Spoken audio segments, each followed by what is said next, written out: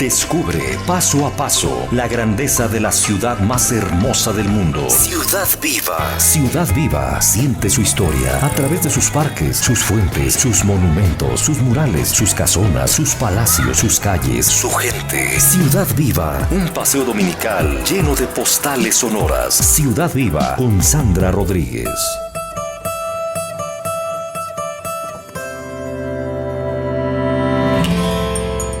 Hola, ¿qué tal? Muy buenos días. Qué gusto que nos escuchas aquí en Radio 1000. El día de hoy queremos hacer un programa bien especial. Es la primera vez que tocamos este tema. Inclusive todavía no hacemos un recorrido en torno a este y es muy, muy interesante. El día de hoy vamos a platicar de los oficios de tradición en la Ciudad de México, nuestra ahora Ciudad de México. Vamos a hablar de diferentes actividades que desarrollan las personas que viven y trabajan en la Ciudad de México, y algunas de ellas pues tienen un arraigo de hace muchos años.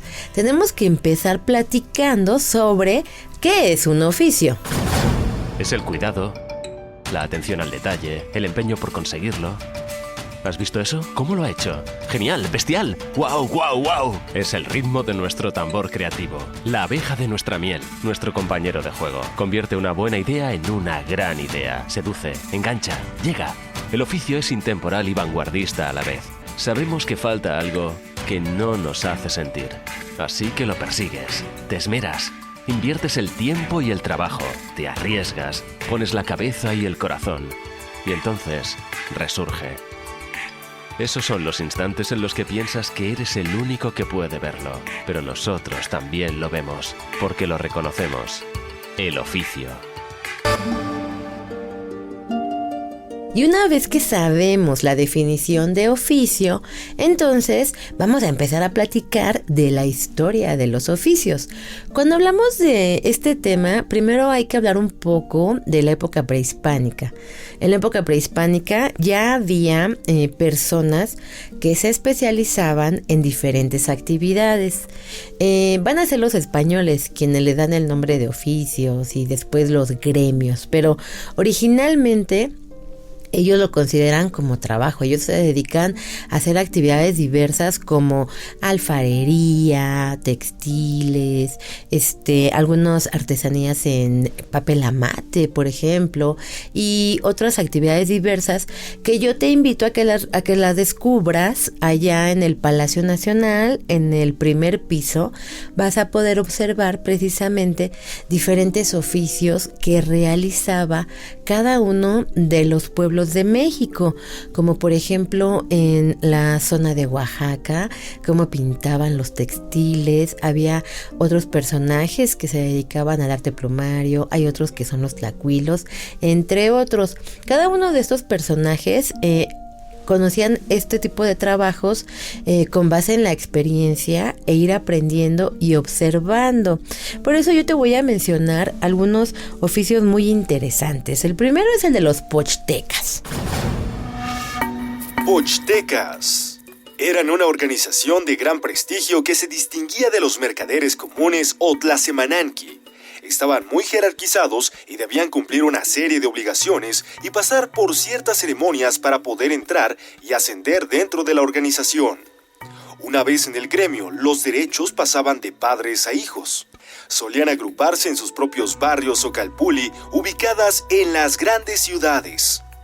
No pagaban impuestos, no estaban sujetos a tribunales ordinarios y tenían hasta sus propios dioses. El comercio era un monopolio controlado por ellos. Eran los únicos que podían viajar fuera de las fronteras del imperio, llegando hasta Nuevo México por el norte y Nicaragua por el sur. Después estaban los tamemes.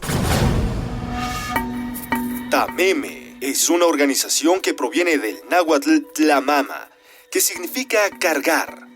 En México significa cargador indio. Los tamemes llevaban a sus espaldas las cargas que podían ser personas, tributos, artículos para comercio, entre otras cosas.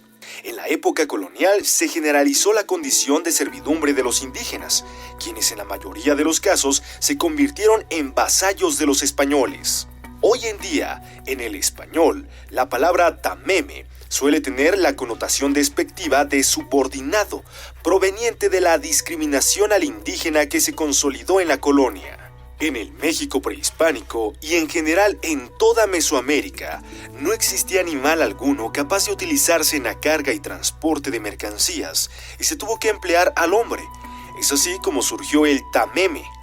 A partir de la llegada de los españoles a la zona, se comienzan a sustituir en algunas ocasiones por animales como los caballos que llevaban a los conquistadores, pero aún no se llevaban específicamente para la carga sino para el combate, por lo que los porteadores eran aún utilizados. Los mecapaleros, los tlacuilos.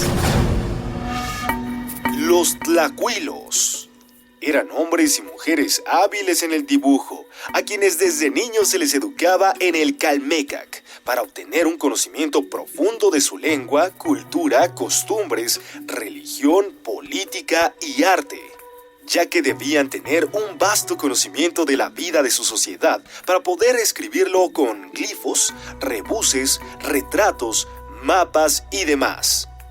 La labor del tlacuilo se asocia, por lo tanto, con diferentes actividades, no solo con la pictografía. El tlacuilo pintaba los códices, los murales y las esculturas en Mesoamérica. Se encargaba, según su especialidad, de las genealogías, mapas, fijando límites en los diferentes señoríos, la distribución territorial, los libros de las leyes, ritos y ceremonias. También existían filósofos y sabios que se ocupaban de pintar acerca de las ciencias de su conocimiento. También destacaban los amantecas.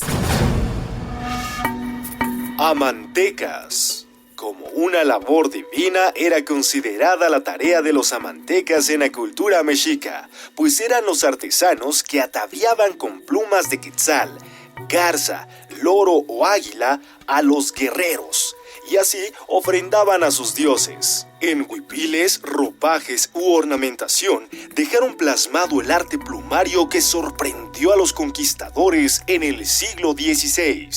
Se les llamaba amantecas debido a que desde antes se habían asentado en el barrio de Amantla, donde erigieron un templo dedicado a su dios principal llamado Coyotináhuatl, el del disfraz de coyote, quien compartía su adoración con otros dioses como Tizagua, Macuilocelotl, Macuiltochtli, Xiutlati, Xilo y Tepostecatl. Y unos muy queridos que son los tlachiqueros.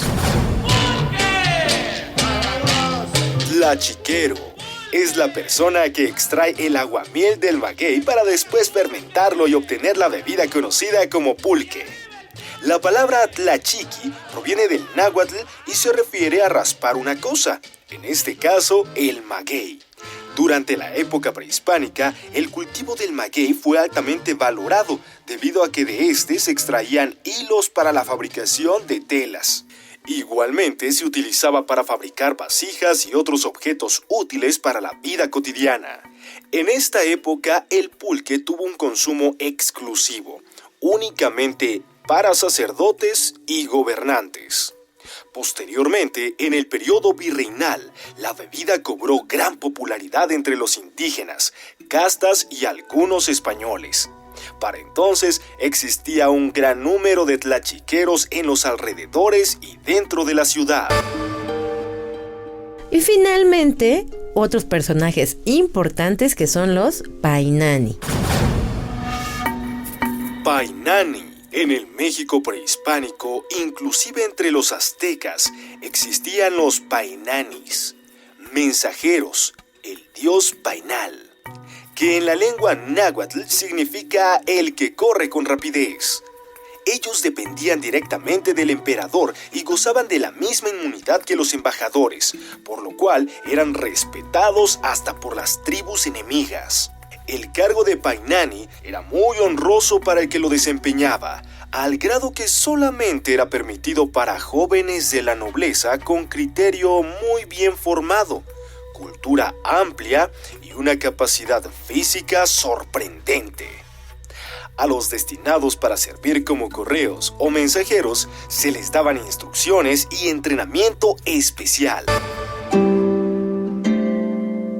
Y todos estos artesanos, todos estos oficios se reunían al final de cuentas en un gran mercado.